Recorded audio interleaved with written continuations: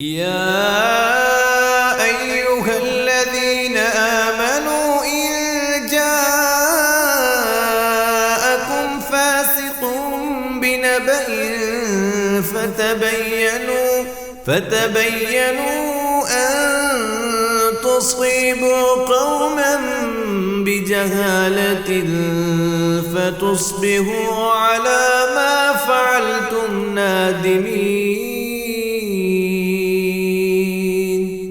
وَيَنْفَرِدُ الشیخ بِأَنْ يُسْمِعَ اِذَا احْتِیجَ إِلَیہ، اور منفرد ہے شیخ اس مسئلے میں کہ بِأَنَّهُ يُسْمِعُ، کہ وہ سنائے، وہ حدیث کا ذکر کرے، تعلیم دے جب اس کی طرف احتیاج ضرورت محسوس کی جائے. اللہ اکبر. کیوں کہ اگر وہ ایسا نہیں کرے گا تو یہ بھی عند اللہ جرم کرے گا، کیونکہ اللہ تعالیٰ نے فرمایا ہے نا وَإِذَا أَخَذَ اللَّهُ مِيثَاقَ الَّذِينَ أُوتُوا الْكِتَابَ لَتُبَيِّنَنَّهُ لِلنَّاسِ وَلَا تَكْتُمُونَهُ. اہل کتاب سے یہ کہا ہے کہ تم حکم میرے کیا کرو گے؟ بیان کرو گے، چھپاؤ گے نہیں. اور حضرت عبداللہ بن عمر رضی اللہ تعالیٰ عنہ سے ایک روایت ہے کہ من سئل عن علم یعلمہ فقتمہ الجمہ یوم القیامت بلجام من النار، او کما قال النبی صلی اللہ علیہ وسلم، کہ جو آدمی جس سے مسئلہ پوچھا جائے، بات پوچھی جائے، حدیث پوچھی جائے، اور وہ اس کو اس کا علم ہو اور وہ نہ بتلائے، تو پھر کیا ہے، اس کو جہنم کی کیا لگام پہنائی جائے گی. اس لیے جب مسئلہ پوچھا جائے، علم پوچھا جائے کہ حضرت صاحب ہم پڑھنے کے لیے آئے ہیں، ہمیں اللہ کے لیے کچھ پڑھا دو، تو اس کو جاؤ میرے کو کوئی وقت نہیں، چلو جو اتھوں، یہ نہیں کہنا چاہیے، بلکہ ان کو کچھ نہ کچھ پڑھانا چاہیے. ان کی طلب جو ہے نا اس پر خاک نہیں ڈالنی چاہیے. فرماتے ہیں وَيَنْفَرِدُ الشیخ، آگے یہ ہو گیا وَلَا يُحَدِّثُ بِبَلَدٍ فِيهِ مَنْ هُوَ أَوْلَى مِنْهُ، لیکن یہ بھی ہے کہ وہ اس شہر میں نہ بیان کرے جو اس سے اولا ہے. بل یرشد الیہ، بلکہ وہ کہے یار میرے کو کی پڑھنا آئے ہو، حافظ عبدالعزیز صاحب حافظہ اللہ کو جاؤ، حافظ مسعود عالم صاحب کو جاؤ، حافظ شریف صاحب کو جاؤ، یہ بڑے عالم نے، انہاں کو جا کے علم پڑھو، میرے کو کی لینا آئے ہو پاس پاریے کو. یہ دوسروں کی طرف رہنمائی کرے، اولا بل یرشد. لیکن اللہ اکبر، یہاں یہ بات ذہن میں رہنی چاہیے، یہ بات کہہ دی ایک تقاضے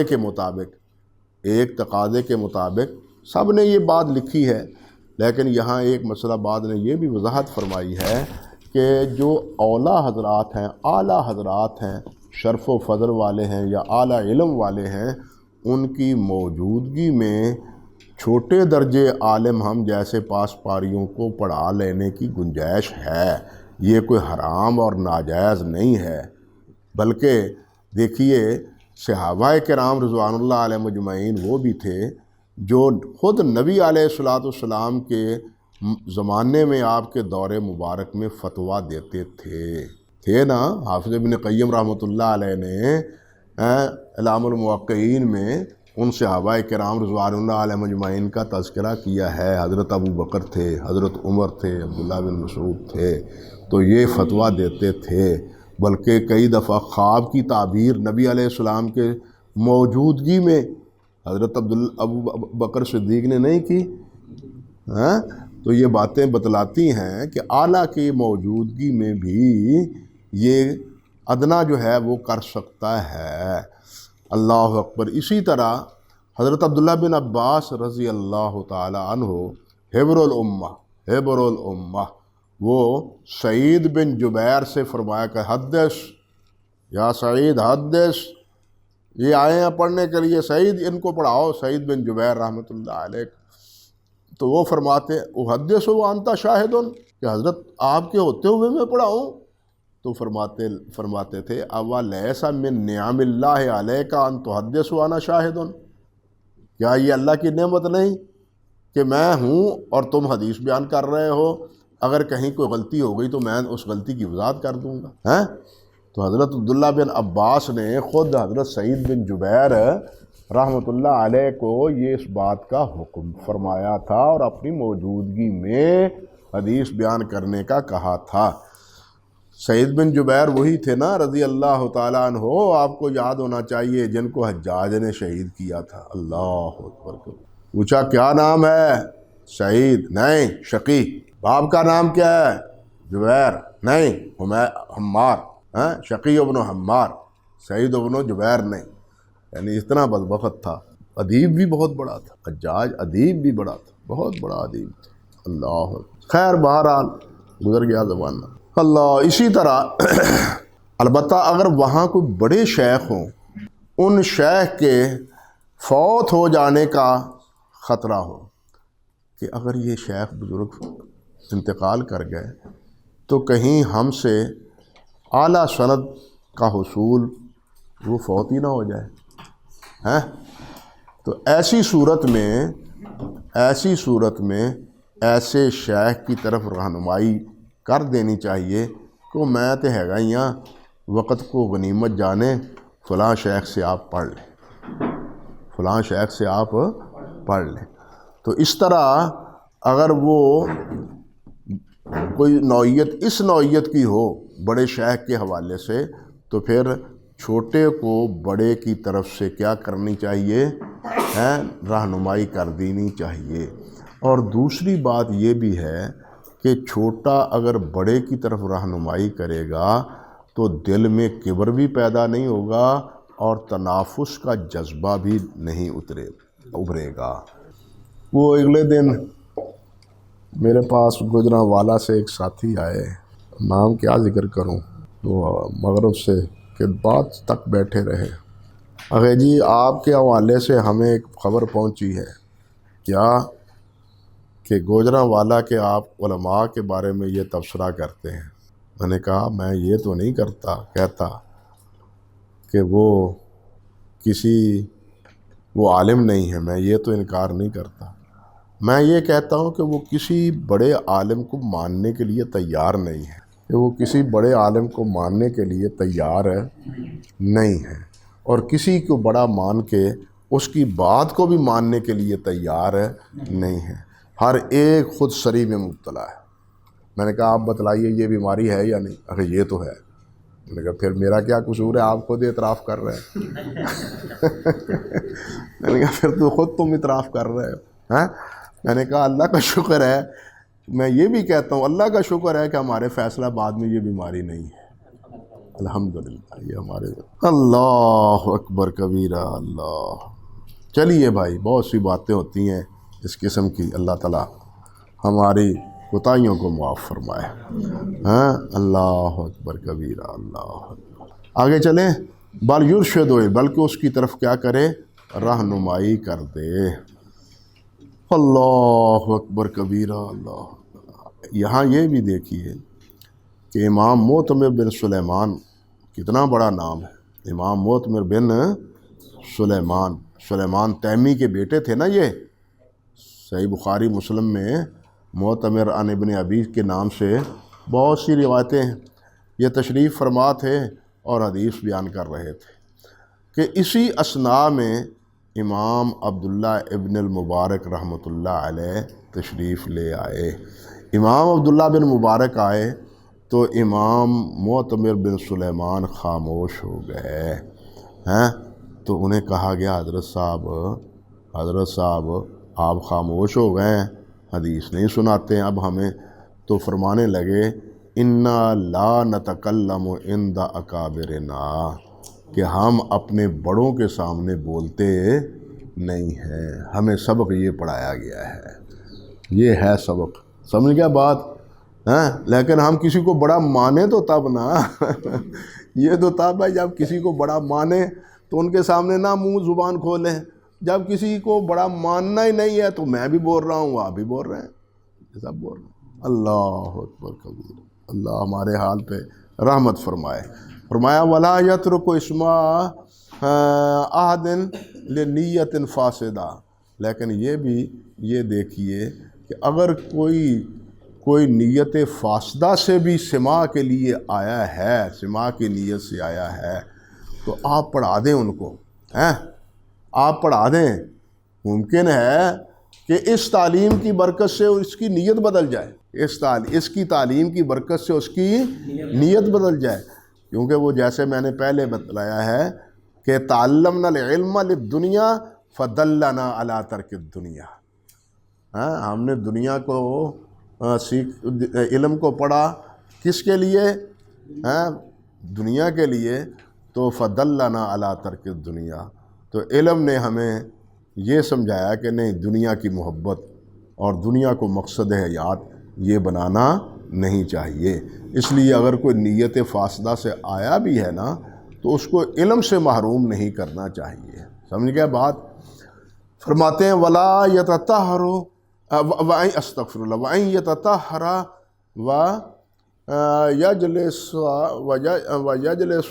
وَإِن يَتَطَهَّرَ وَيَجْلِسَ بِوَقَارٍ، اللہ اکبر کبیرہ، کہ وہ بڑے پاکیزگی سے باوضو ہو کے بیٹھے اور وقار اور سکینت کے ساتھ بیٹھے ہیں۔ اللہ اکبر۔ جیسے کہ امام مالک رحمۃ اللہ علیہ کے بارے میں مشہور ہے، آپ جانتے ہی ہیں امام مالک کے بارے میں کہ وہ بڑی تعظیم کرتے تھے نبی علیہ السلام کی احادیث مبارکہ کی۔ بعض صحابہ کے بارے میں سنن دارمی کے مقدمے میں عبداللہ بن مسعود ہیں یا اور دوسرے صحابہ کرام کے بارے میں کہ جب وہ حدیث مبارکہ بیان کرتے تو ان کا چہرہ متغیر ہو جاتا اور بیان کرتے ہوئے وہ کبھی او کما قالا کہتے یا ہا کذا قالا نبی صلی اللہ علیہ وسلم فرماتے، اور ان کی آنکھیں بھی آپ دیدہ ہو جاتی نبی علیہ السلام کی حدیث مبارکہ بیان کرتے ہوئے۔ اللہ اکبر کبیر۔ تو امام مالک رحمۃ اللہ علیہ وہ بھی نبی علیہ السلام کی حدیث کی تعظیم کرتے ہوئے کیا کرتے؟ خوشبو لگاتے، صاف ستھرا لباس پہنتے اور پگڑی باندھتے اور خوشبو لگاتے، پھر اپنی مسند درس پر مسجد نبوی میں تشریف فرما ہوتے۔ اللہ اکبر کبیرہ۔ اور یہ وہ کہتے ہیں کہ میں نے یہ طریقہ سعید بن مسیب رحمۃ اللہ علیہ سے سیکھا ہے۔ امام زہری یعنی امام مالک رحمۃ اللہ علیہ یہ نقل کرتے ہیں کہ ابن سعید بن مسیب رحمۃ اللہ علیہ ان سے پوچھا گیا جی حدیث کے بارے میں، تو وہ لیٹے ہوئے تھے، وہ مستجون، وہ لیٹے ہوئے تھے۔ ان سے پوچھا گیا حضرت یہ نبی علیہ السلام کا اس بارے میں فرمان کوئی ہے؟ تو وہ اٹھ کے بیٹھ گئے، اٹھ کے بیٹھ کے، حالانکہ وہ مریض تھے، وہ بیمار تھے، وہ اٹھ کے بیٹھ گئے۔ فجلسا وحدثا وقال کرہت ان احدث وانا مستجون، کہتے ہیں کہ میں نے یہ ناپسند کیا کہ میں نبی علیہ السلام کی حدیث لیٹ کے بیان کروں۔ ہاں اگر بیماری ہو، عذر ہو، نہ اٹھ سکتا ہو، لا یکلف اللہ نفسا الا وسعہا، سمجھے بات؟ ورنہ حدیث کے ادب و احترام کا تقاضا یہی ہے کہ وہ کھڑے ہو کے نہیں، بیٹھ کے پڑھائے، بازینت ہو کے، باوضو ہو کے بیٹھے اور وقار سے بیٹھے۔ ہم نے اپنے شیخ حضرت حافظ صاحب رحمۃ اللہ علیہ، حضرت گوندوی رحمۃ اللہ علیہ کا بالکل یہ معمول دیکھا کہ جب تک وہ درس حدیث ارشاد فرماتے تھے، صبح آتے تشریف لاتے 9 بجے کے قریب، 9:30 بجے کے قریب جو وقت تھا، سب سے پہلے آ کے 2 رکعت مسجد میں ادا کر، 2 رکعت پڑھنے کے بعد اپنی مسند مبارک پر بیٹھ جاتے، اور جس حالت میں پھر بیٹھ گئے ہیں وہ نہ پھر ایسے ٹیک لگائی، نہ ایسے ٹیک لگائی، نہ ایسے، بس اسی طرح پر بیٹھے رہے، نہ ٹانگ کو ادھر کیا نہ ٹانگ کو ادھر کیا، اسی طرح بیٹھے رہے۔ ہاں حدیث کے درس کے بعد پھر حضرت حافظ صاحب کا ذرا پیچھے بھی ٹیک لگا لیتے تھے، استراحت بھی تھوڑا سا بڑھاپا تھا، فرما لیتے تھے۔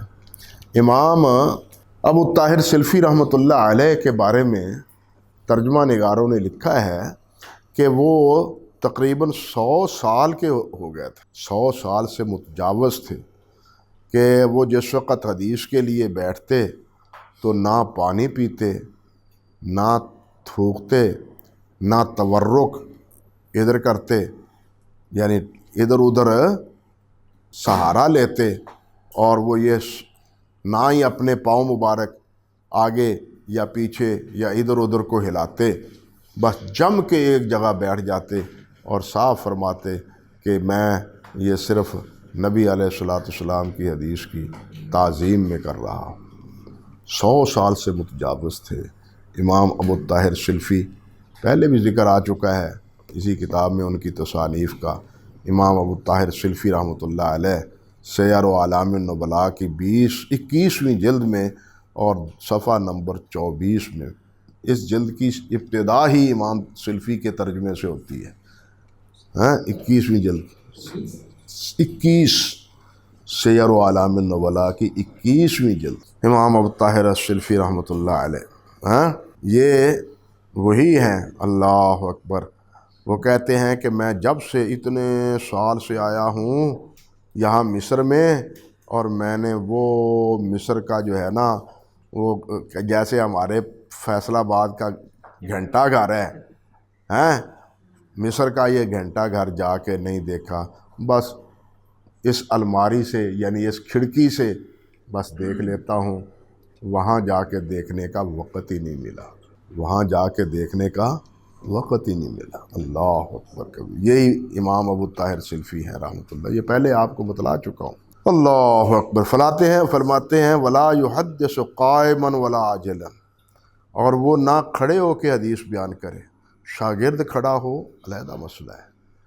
امام عبد الرحمن بن مہدی رحمۃ اللہ علیہ آتے، سیر میں لکھا ہے امام عبد الرحمن بن مہدی رحمۃ اللہ علیہ آتے مسجد میں، پہلے اسی طرح 2 رکعتیں پڑھتے، پھر مینار کے ساتھ ٹیک لگا کے بیٹھ جاتے، اور سامنے امام احمد بن حنبل، امام علی بن مدینی، امام یحییٰ بن معین، سلیمان شاذکونی، یہ حضرات سامنے بیٹھتے اور وہ لکھا دیتے، اور یہ لکھ رہے ہوتے، کھڑے کھڑے لکھ رہے ہوتے۔ وہ ان کی تعظیم میں ان کے سامنے کھڑے رہتے تھے، بیٹھتے بھی نہیں تھے۔ امام عبد الرحمن بن مہدی رحمۃ اللہ علیہ کے بارے میں بتلایا تھا میں نے، سعید بن یحییٰ قطان رحمۃ اللہ علیہ، یہ دونوں معاصر ہیں، سعید بن یحییٰ قطان اور عبد الرحمن بن مہدی یہ دونوں معاصر ہیں۔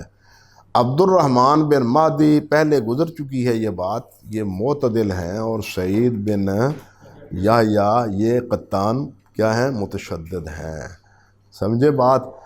وہ جو حافظ ذہبی کی کتاب ہے نا، من یقبل الجرح والتعدیل کا جو رسالہ ہے، جو شیخ ابو غدہ کے حاشیے اپنے تحقیق سے چھپا ہے، حافظ ذہبی کا رسالہ بھی، اور آپ کو بتلایا تھا اسی موضوع پر پھر حافظ سخاوی نے لکھا ہے، حافظ سخاوی رحمۃ اللہ علیہ نے، اور حافظ سخاوی کا یہ رسالہ دراصل وہ اعلان بالتوبیخ لمن ذم التاریخ اس کا حصہ ہے۔ ان کی کتاب ہے اعلان بالتوبیخ لمن ذم التاریخ، اس کا یہ حصہ ہے در حقیقت یہی رسالہ، ذکر من یعتمد قولہ فی الجرح والتعدیل۔ سمجھے بات؟ تو اس کو علیحدہ دونوں رسالوں کو شیخ ابو غدہ نے تحقیق سے چھاپ دیا ہے، اور حافظ ذہبی رحمۃ اللہ علیہ ان دونوں کے بارے میں لکھتے ہیں یہ بات کر کے کہ جن کے بارے میں یہ دونوں جرح کر دیں بس وہ گیا، جن کے بارے میں یہ دونوں جرح کر دیں وہ راوی گیا۔ یہ وہی بات ہے نا وہ جو میں نے بتلائی تھی، جس کے بارے میں 2 بھی جمع نہیں ہو سکتے، ضعیف کے بارے میں 2 جو ہے نا وہ توثیق نہیں کر سکتے، اور 2 ثقہ کے بارے میں جو ہے نا 2 تضعیف نہیں کر سکتے۔ پہلے آئی ہے نا یہ بات، وہاں بات وہی تھی۔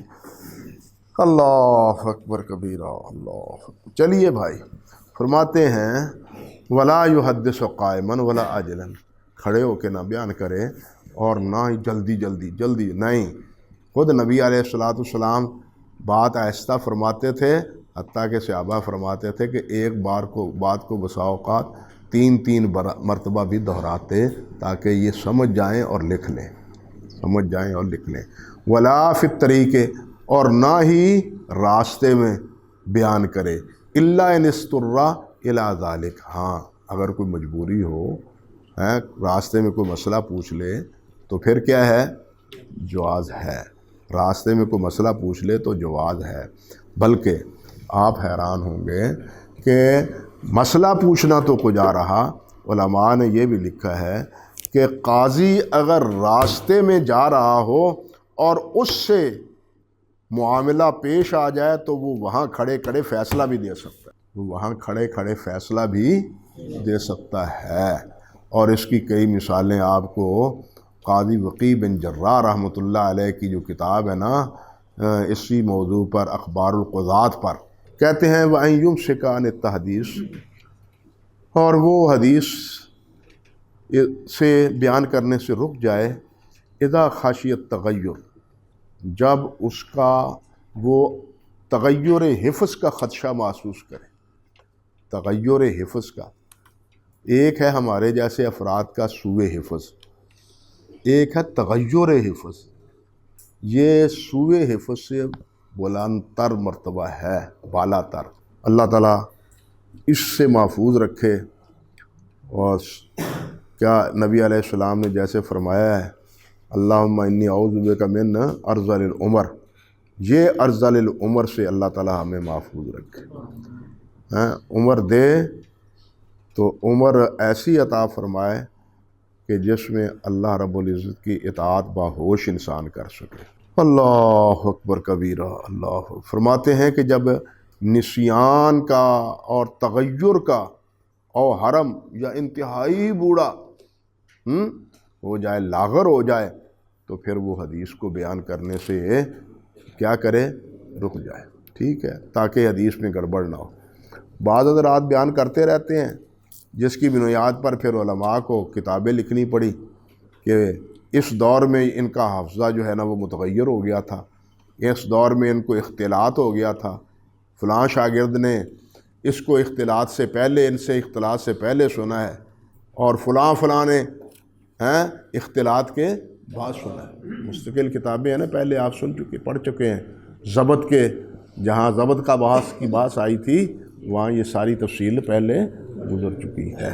وَإِذِ اتَّخَذَ مَجْلِسَ الْإِمْلَاءِ أَن يَكُونَ لَهُ مُسْتَمِلٌ يَقِظٌ، اور یہ کہ وہ مجلس املاء اختیار کرے۔ مجلس املاء یعنی حدیث کو لکھانے کی مجلس۔ امام ابو محمد سمعانی رحمۃ اللہ علیہ کی ایک کتاب ہے مستقل، آداب الاملاء والاستملاء، چھپی ہوئی ہے۔ امام ابو محمد سمعانی رحمۃ اللہ علیہ کی آداب الاملاء والاستملاء، بہت اچھی کتاب ہے، اور یہی محدثین رحمہم اللہ کا خاصہ ہے کہ وہ کوئی بات بھی بغیر کہتے ہیں سند کے نہیں لکھتے۔ یہ کتاب بھی امام سمعانی رحمۃ اللہ علیہ نے اس موضوع پر بالاسناد لکھی ہے، اور اس کتاب کا بھی ایک بڑا ماخذ خطیب بغدادی کی وہ کیا ہے، جامع لاخلاق الراوی والسامع ہے۔ اس کتاب کا ایک بڑا ماخذ کیا ہے، خطیب بغدادی کی الجامع لاخلاق الراوی والسامع ہے۔ میں نے یہ دونوں ہی دیکھی ہیں، دونوں ہی پڑھی ہیں، الحمدللہ ثم الحمدللہ۔ فرماتے ہیں وَإِن يَكُونَ لَهُ مُسْتَمِلٌ يَقِظٌ، اس کا استملاء کرنے والا، لکھوانے والا آگے وہ کیا ہو، ایک بیدار آدمی ہو، ہوشیار آدمی ہو۔ عادت یہ ہوتی تھی کہ شیخ بیٹھے ہیں، حاضرین کا مجمع ہے، حاضرین زیادہ ہیں، سینکڑوں نہیں ہزاروں کی تعداد میں، اللہ اکبر، معروف نام تو ہیں ہی ہیں، امام ابو مسلم ابراہیم بن عبداللہ الکجی، ابو مسلم الکجی، یہ چونے کی بنی ہوئی اینٹوں سے مکان بناتے تھے، محدث تھے، اور مزدور یہ میں کرتے تھے، کیا تھے؟ نجار بھی تھے، ہیں؟ تو وہ کہتے تھے اتل کج اتل کج، اوے لیا تغاری لیا تغاری، ہیں؟ تو ان کا لقب ہی کجی بن گیا، ابو مسلم الکجی۔ لیکن آپ دیکھیے کان فی مجلس ہی سبعۃ مستملون، 7 مستملی ہوتے تھے، اور سامعین کی تعداد کیا ہوتی تھی؟ کہتے ہیں کہ ان کی مجلس میں 40 ہزار صرف دواتیں تھیں، دواتیں۔ اب 40,000 فی کا افراد تو ہوں گے ہی نا، تو ایک دوات سے بسا اوقات 2 طالب علم بھی تو لکھ ہی سکتے ہیں نا، ہیں؟ اللہ اکبر۔ اور دیکھنے والے وہ علیحدہ تھے، اس مجلس میں، مجلس سماع کو دیکھنے والے، یہ نظارات دیکھنے والے، وہ اس سے علیحدہ تھے۔ ہاں مولوی صاحب میرا منہ کیا دیکھتے ہیں حیرانی سے؟ آج ہم اشتہار دیتے ہیں بڑے بڑے، ہاں، تو 2,000 مجمع ہو جاتے، اسی بڑے خوش ہونے، جل بلے بلے بڑا کامیاب جلسہ، ہاں، نہ میڈیا ہے، نہ اشتہار ہے، نہ کچھ ہے، لیکن مجمع کتنا ہے۔ علم کا دور تھا، وہ علم کی قدردانی تھی، خود علم کی قدردانی تھی، علم کی ہے تھی۔ عاصم بن علی رحمۃ اللہ علیہ کہتے ہیں کہ ان کی مجلس میں 1,00,000 تک افراد ہوتے تھے۔ عاصم بن علی، امام عاصم رحمۃ اللہ علیہ۔ اسی طرح اللہ آپ کا بھلا، امام سلیمان بن حرب ہیں، امام سلیمان بن حرب ہیں، ان کی مجلس میں 40,000 افراد ہوتے تھے۔ امام فریابی رحمۃ اللہ علیہ ہیں، ان کی مجلس میں بھی اسی طرح ہزاروں افراد ہوتے تھے۔ امام بخاری رحمۃ اللہ علیہ بصرہ میں گئے، لوگوں نے اعلان کر دیا اور صبح امام بخاری حدیث لکھوائیں گے جامع مسجد میں۔ اچھا جی، اگلا دن ہوا تو ایک دن کے شارٹ نوٹس پر اگلے دن جو حضرات اس مجلس میں شریک ہوئے تھے وہ 20,000 سے زائد تھے۔ علم کا دور تھا، ہاں، تو اس میں پھر اتنے ہزاروں میں بولنا، یہ تو تھے ہی نہیں اسپیکر وغیرہ، تو مستملی ہوتے تھے، یہ آواز ان کو، وہ آواز آگے، یہ جملہ حدیث حدثنا حدثنا حدثنا یہ ہو رہی ہے، ہاں، اندازہ کیجئے کیا مجلس ہوگی۔ اللہ اکبر، اللہ۔ ایسے ہی تو مامون نے نہیں کہا تھا،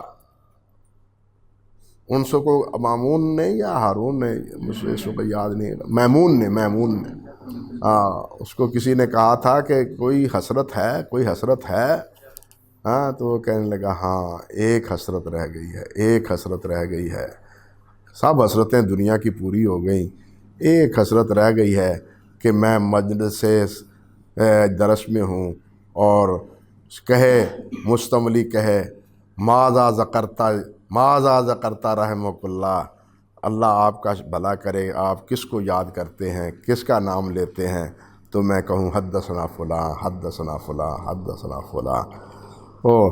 آگے جو تھے نا وہ ذرا انہوں نے اپنے بیٹوں کو اگلے دن جناب کپڑے پہنائے اور لا کے دربار میں بٹھا دیا پھٹیوں پر، اور کہا لو جی حضرت صاحب آپ یہ شوق بھی پورے کر لیں، نہ لے جاؤ یہ مجلس، یہ کوئی مجلس ہے؟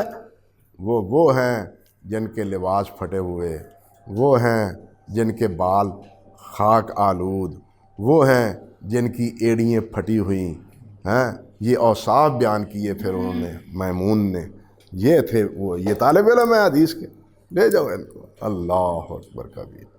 تو وہ کہتے تھے کہ سب سے زیادہ، محدثین کہتے بھی ہیں کہ اس سے زیادہ لطف والی مجلس اور کوئی نہیں ہوتی تھی۔